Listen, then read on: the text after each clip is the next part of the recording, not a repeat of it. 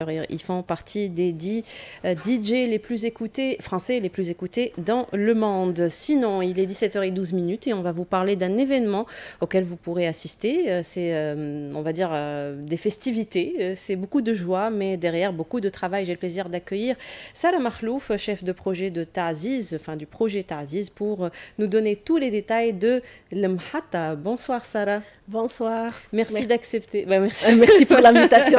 Et merci d'accepter l'invitation pour nous parler de cet événement qui aura lieu le 4 novembre, donc c'est mardi prochain, devant la gare de Tunis, place Barcelone. Déjà, c'est très animé là-bas. Donc. Oui.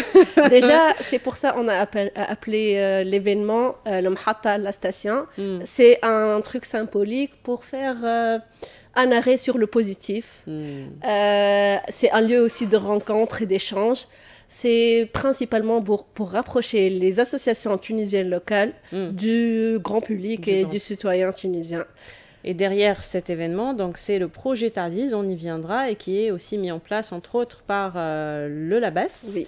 Donc alors, si on présente chacune de ces entités, donc Labès et le projet en soi, en quoi il consiste, quand est-ce qu'il a démarré, qu'est-ce que vous avez pu faire de beau entre-temps jusqu'à aujourd'hui? Donc, le Labès, c'est le laboratoire d'économie sociale et solidaire. C'est principalement un incubateur pour accompagner tous les acteurs de changement en Tunisie. Ouais. Donc, on a à peu près départements. C'est la partie entrepreneuriat impact et la partie associative dont le projet Ta'aziz fait partie. D'accord. Ça, c'est la partie qui s'est ajoutée, parce qu'au début, la baisse, c'était que pour accompagner les entreprises, non, les startups. Mais c'était plus connu par ça. Ouais. Mais il a toujours existé. Le LEBES a toujours travaillé avec les associations. Avec les associations. Et ça s'est structuré de plus en plus. D'accord. Et maintenant, on offre des programmes d'accompagnement pour les associations. D'accord.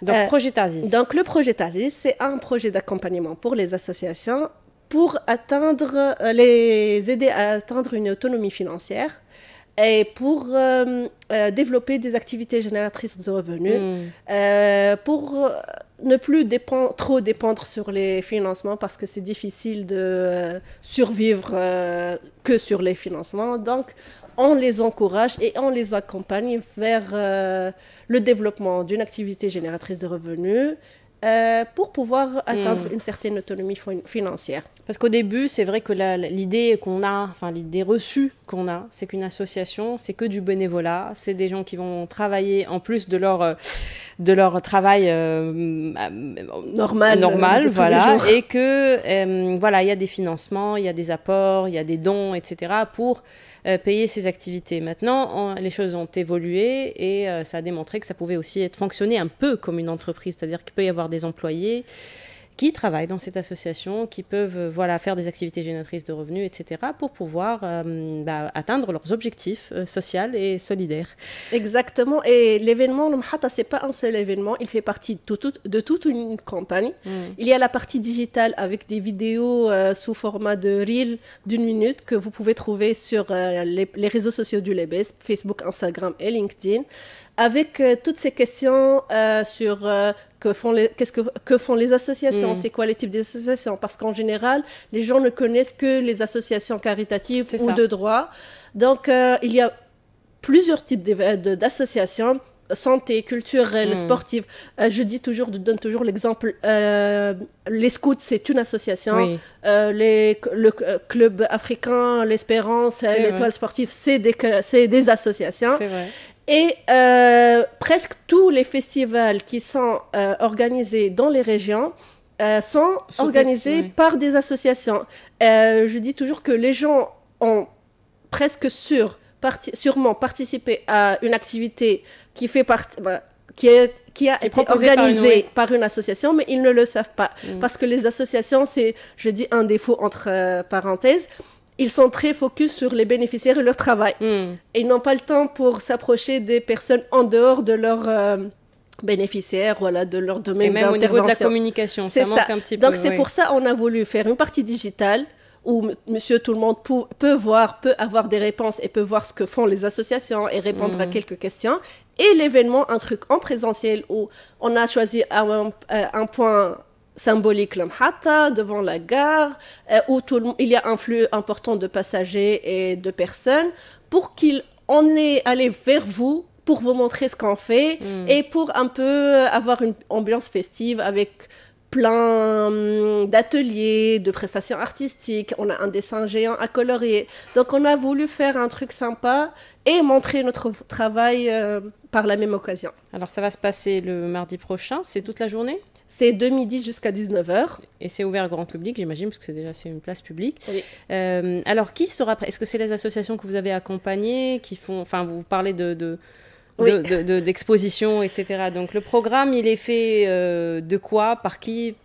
C'est le Lebes qui a organisé l'événement, mais en collaboration avec plusieurs associations. Nous avons avec nous une douzaine d'associations et je veux faire une mention spéciale à 2 associations qui nous ont aidés dans l'organisation. AJMO, Association tunisienne de greffe et de moelle osseuse, et Tunisian Youth Impact pour les jeunes qui nous ont aidés dans la partie événements et là, pour campagne. Le coup, j'étais bénévole. Non, mais c'est ça, parce que dans les associations, on a plus que 30 000 de salariés, et c'est un chiffre important, parce que déjà dans les vidéos, on aborde ce sujet. C'est un domaine, même si on oublie tout ce qui est association et tout, c'est du travail pour les Tunisiens. Oui, bien sûr. Donc, c'est important de garder ça parce que tu peux pas faire... C'est un levier économique. Oui, parce que c'est à peu près le même chiffre que les gens employés par le tourisme. Donc, c'est un secteur important, à part l'impact que font les associations.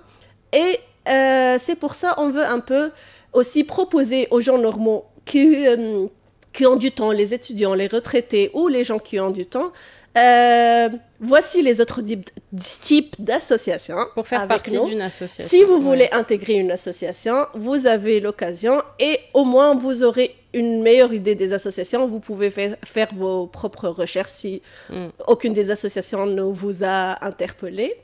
Et on a avec nous des associations Gaïa pour les handicapés, la ferme Gaïa, pour le sport olympique, Union sportive de Mourouge, Health and Psychology pour la santé mentale. On a un atelier aussi. Il y a des associations qui vendent leurs produits là-bas ou les bénéficiaires des associations qui vendent leurs produits. Donc vraiment... Donc les activités qui vont avoir lieu sont proposées par des associations? Toutes les activités, soit par association, soit bénéficiaires d'associations. D'accord. C'est ça aussi la spécificité de l'événement. Donc quand vous dites stand de produits, c'est quoi par exemple? Par exemple, pour la ferme Gaïa, c'est produits du genre terroir. confiture, oui, produits de terroir. Pour AJMO, il y a les pulls parce que AJMO, elle organise la course des héros chaque année. Donc, il y a aussi ces goodies. Il y a les entrepreneurs accompagnés par le Lebes qui vont vendre leurs produits. Donc, on a plusieurs produits. Il y a IECD qui forme dans la pâtisserie les jeunes. Donc, il y a les ateliers, c'est ça? Les stands. Okay. Et les ateliers, il y a calligraphie, il y a des ateliers sportifs où les gens peuvent participer. Il y a atelier santé mentale, atelier jeux de société qui a été développé par une association. Qu'est-ce qu'on a d'autre? On a plusieurs ateliers là. Et des prestations artistiques, c'est ça? Oui, donc, oui. Chaque heure, on a une prestation de 30 minutes. Ça va être la danse on a danse hip-hop, on a un groupe, un artiste, un chanteur qui va chanter, on a de l'animation et DJ. Donc ça va être varié et normalement, chacun peut trouver un truc qui peut lui parler. Qui peut l'intéresser ou l'interpeller. Est-ce que c'est pour la tranche d'âge, parce qu'on sait qu'en général aussi, enfin, même s'ils ne seront pas particulièrement en vacances, ils reprennent. Mais est-ce que c'est ouvert aussi si il y a des ateliers ou des prestations qui peuvent intéresser les enfants? Oui, comme le dessin géant, on a un dessin qui n'est pas colorié. On a acheté plein d'acryliques et de peinture. Ils vont s'amuser. Et chacun, les enfants et même les grands peuvent venir et nous aider à colorer cette image. Alors juste, je profite avant de clôturer cette interview, justement vous parler de montrer un petit peu ce que font les associations locales en Tunisie. Alors quand on est un citoyen lambda, quelles sont les différentes manières d'être actif entre guillemets? Est-ce que il y a plusieurs moyens? On peut être bien sûr un membre actif dans les événements, on peut être un simple adhérent, on peut être un donateur. Donc quelles sont les différentes possibilités pour quelqu'un là qui nous écoute, qui n'a jamais fait partie d'une association et qui se dit pourquoi pas, s'il y a une cause qui qui m'intéresse, mais que j'ai pas beaucoup de temps, ou que j'ai pas beaucoup d'argent, ou enfin peu importe. Quelles sont les différentes possibilités? Donc, il y a tout ce que vous avez mentionné déjà, adhérer à une association en tant que volontaire, en tant que membre actif, donner de l'argent, mais au début, il faut choisir le secteur qui vous intéresse et l'association qui vous intéresse. Donc, il y a la plateforme Jamaïti, où on peut trouver presque toutes les associations actives maintenant en Tunisie. Et il y a aussi des plateformes de volontariat qui sont en cours de développement, comme Volunteer Tawa, où les personnes peuvent postuler pour être volontaires dans une association.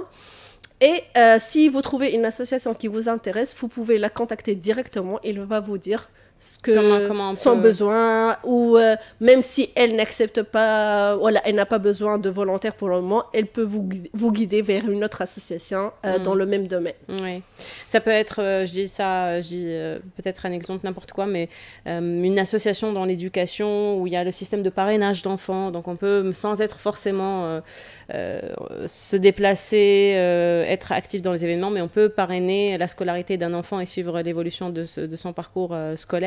Ça peut être des choses comme ça. Donc l'idée, donc vous dites d'abord choisir le secteur, santé, éducation, sport, etc., culture. Ensuite, trouver l'association qui nous interpelle et les axes sur lesquels elle travaille, les contacter et voir comment on peut... Et presque toutes les associations ont des pages Facebook. Et ont des besoins. Des besoins, oui, et des pages Facebook. Donc, juste n'importe quelle association, vous pouvez directement lui écrire sur Facebook et elle va vous répondre. Et c'est pour ça aussi, vous pouvez venir à l'événement Le Mhata, le 4 novembre, mardi. Pour prendre connaissance de l'écosystème. Pour voir, ce que les associations offrent ou les types des associations. Ou tout simplement pour profiter de ce moment. Pour profiter d'un événement festif, pour changer un peu l'ambiance. La prochaine étape de Ta'aziz, c'est... on est dans l'étape de financement des associations qui ont développé leurs produits pour les aider à lancer leurs projets. Et on a cette campagne de valorisation du travail associatif et de rapprocher les associations des Tunisiens, des citoyens, du grand public. Très bien. Rendez-vous donné donc place Barcelone mardi prochain de 12h à 19h. Il y a toutes les infos sur les pages de l'ABES. L'ABES, c'est L-A-B. E2S, c'est par rapport à économie sociale et solidaire. Et ce qui est intéressant à dire, et bravo à vous, donc entre-temps, en 10 ans, vous avez soutenu plus de 2000 associations et entrepreneurs sociaux qui sont aujourd'hui des membres, des leviers économiques et sociaux. Et donc vous êtes, et vous resterez, je l'espère, un catalyseur de changement au service d'une économie plus solidaire, plus inclusive. Merci beaucoup, Salah Makhlouf, de nous avoir présenté cet événement, de nous avoir présenté le projet Ta'aziz et voilà, longue vie aux associations locales tunisiennes qui font un énorme boulot. Merci beaucoup. Merci à vous. Au revoir. Au revoir.